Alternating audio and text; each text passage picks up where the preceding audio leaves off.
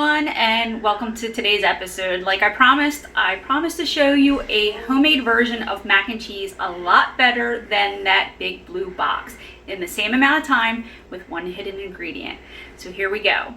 The 5 ingredients that you're going to need for the bases: flour, milk, cheese, macaroni, and butter. And what's going to be our secret ingredient today?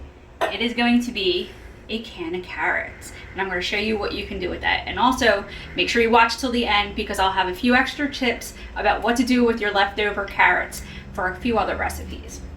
So let's get started. Now, the first thing you want to do is, while your macaroni is cooking, you're going to make your cheese sauce. This will actually get done before your macaroni, believe it or not, and that is making a roux. Now, don't get scared. A roux is very, very easy to do. It's equal parts butter and flour. So right now I have 2 tablespoons of butter and 2 tablespoons of flour, and we're going to melt that down. So just put your heat on medium to low heat until it incorporates, and you're going to see that when it incorporates, it kind of makes a little brown paste here. So don't worry, this is not scary at all. And this is what's going to thicken your sauce and your cheese sauce for this. So as you'll see, the butter's starting to melt.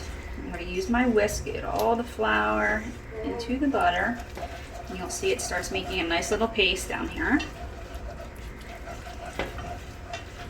Now, a quick trick with the roux. Most people will tell you you have to heat up the milk first, and you do not need to do that. You can do it right from the fridge, right into the roux. The trick with it, though, is add a little bit of milk first, just to break down the roux and make sure that there's no real lumps in it. You'll see what I mean. So this will just kind of break the roux down just a little bit more and make sure there's no lumps in there. It's all incorporated. So make sure all that flour is mixed in really good. All right, and then you can add the rest of your milk. So that's 2 cups of milk.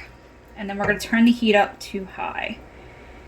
Now you're going to want to keep an eye on your roux and your milk, which is now going to become your sauce.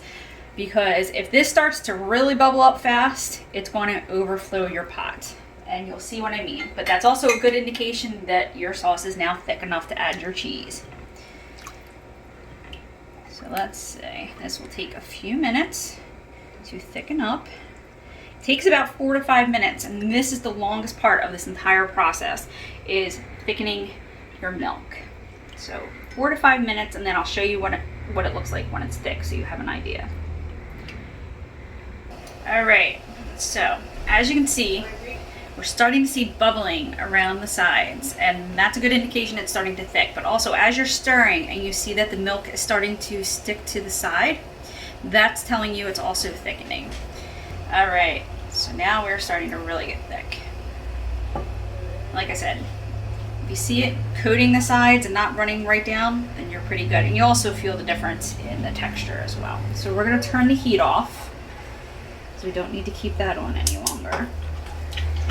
Alrighty, so now you'll have an 8-ounce bag of cheese. I use sharp cheese, and the reason I use the sharp orange cheese, 1, it's going to hide the color of the carrots, and 2, the sharpness of the sharp cheese actually hides the taste of the carrots a little bit more. So let's put that in. Just mix this all around until it's all incorporated, and we're going to add some salt and pepper to it, and a little bit of salt. Now you can adjust this however you see fit, especially if your child's on a gluten-free diet or dairy-free. If you have any substitutions, you go right ahead and substitute it in. Again, this is all trial and error for everybody. Okay, so as you can see, the cheese sauce is basically done, and the noodles still are cooking. Okay, so for your hidden ingredient, 2 ways that you can go about this. You can actually put a cupful of this right into the cheese sauce as it is right now, or you can ladle some of the cheese sauce out. I'll say about a cup of the cheese sauce to about 3 or 4 tablespoons of the carrot puree. That is the best way, I think, if you're baby stepping this for your child to get them used to the taste and the different textures, that you may want to go with that option. Also, if you have other picky eaters in your house and they know that you're putting this into your mac and cheese, you may want to leave it out for them, so that way they know they're not getting the hidden mac and cheese today. But remember, stay tuned till the end because I do have a couple other tricks of what to do with any leftovers that you have of your puree. Okay, so we've added the cheese sauce to the macaroni, and this is what it looks like, and it's just beautiful. Looks so much better than that box of blue stuff. So let's stick that there for right now, and I'm going to come over here because now we have the macaroni and cheese that we've just made. And in this step, I am actually just going to spoon a couple tablespoons of this into the macaroni and cheese.